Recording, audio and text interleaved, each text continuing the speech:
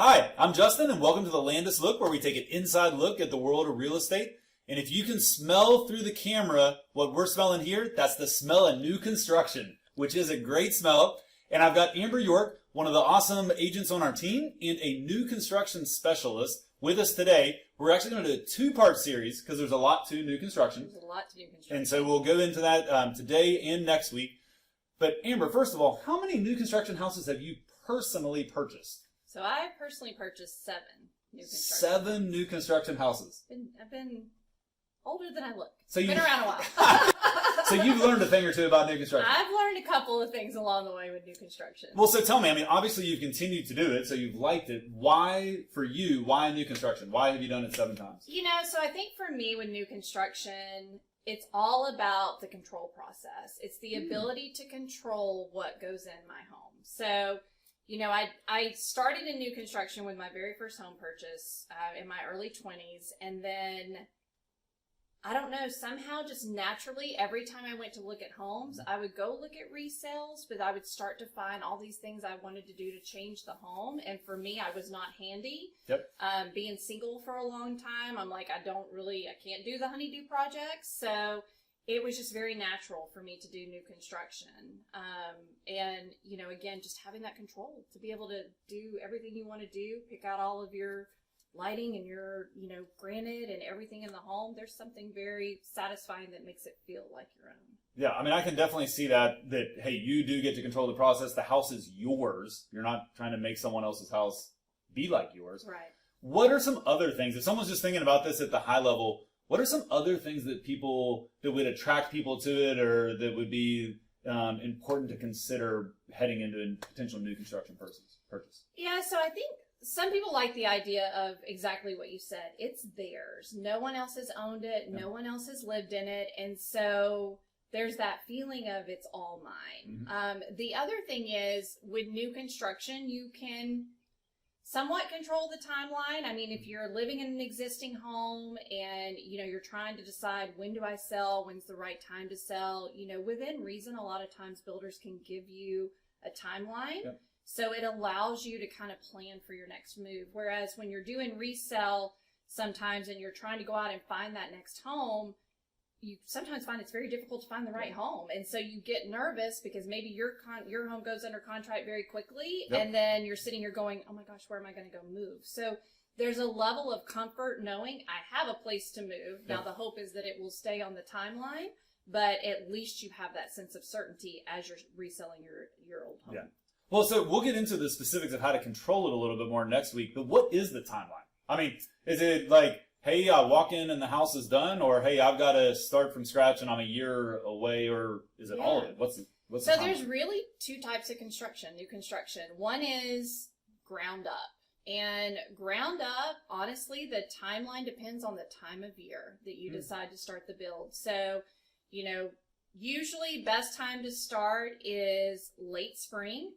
Early is that weather summer. related? It's weather related. It's all weather related. So winter, you know, granted we're in Atlanta, there's not a lot of snow, but you definitely can have really cold temperatures. Yeah. One of my new constructions I did, we actually started in the dead of winter.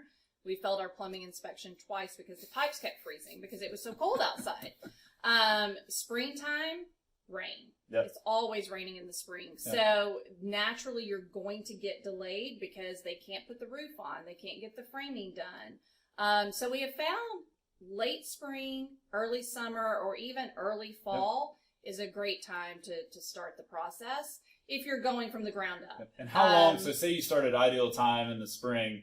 It obviously is varies builder to builder, but generally speaking, what do you think? Generally speaking, from the time you sign the contract to the time they break ground, it can take anywhere from 1 to 2 months. And the reason being is just because you're buying the lot, they still have to go through the permitting process. Yep. And every county has different timelines. So depending on how much new construction they have, what their permitting guidelines are.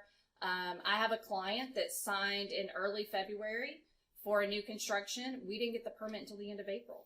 And then from that timeline is when their build timeline actually starts. So it also varies if you are on a slab versus on a basement. So with a slab, they can pour that pretty quickly. They can get your framing up pretty quickly. And it's usually a 6-month process if you do a slab. If you do a basement, because the basement has to sit and procure for a period of time before actually the framing can begin, usually we say more 7 to 9 months to do a basement home versus doing a slab home. And then you actually have sometimes the option of every phase in between, right? Like the house is completely finished and move-in ready, or they're building it. And so maybe tell us a little bit about some of the differences of truly ground up, getting something that's being done, and then already finished, as far as like the ability to customize that and make it your own. Right. So ground up is really the only way to fully customize your home, because you're basically starting ground zero, day one. Nothing has been chosen for the home. Really, with most, like, we'll call them big builders, the only thing you can't change in the home is the layout. So you are purchasing a pre-designed layout home. That cannot be changed. Now, you can add some customizations. You can do some different things. But the home itself, the layout, cannot be changed. Which that's one difference than we did a previous one on building a truly custom home where you buy the lot, you hire the architect, you do whatever. That's exactly what you want it to So be. here, one of the nice things about this actually is you've taken a million different possibilities down to maybe 10, and they're 10 good ones, right? And so it does make it from there. But then as far as the finishes in the house, you truly can make it. You truly can. So with most builders, they have a design center. So you go to the design center and you pick out, I mean, literally down to the switch plate covers over the lights.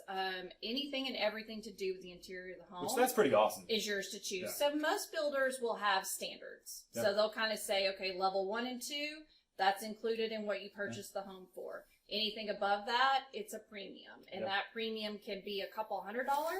All the way up to, you know, thousands of dollars, depending on what you choose. So a lot of times that's where I find my clients get frustrated, because they kind of drive into a neighborhood and it says starting at $390. Understand $390 is basically the walls of the home and nothing else. If you and the model home is not the $390. The model home is not the $390. The model home's like $600. So, you know, so that's what a lot of people need to know as well is, you know, you're buying the bones of the home, but once you start putting everything in it, it can be a whole different ball game.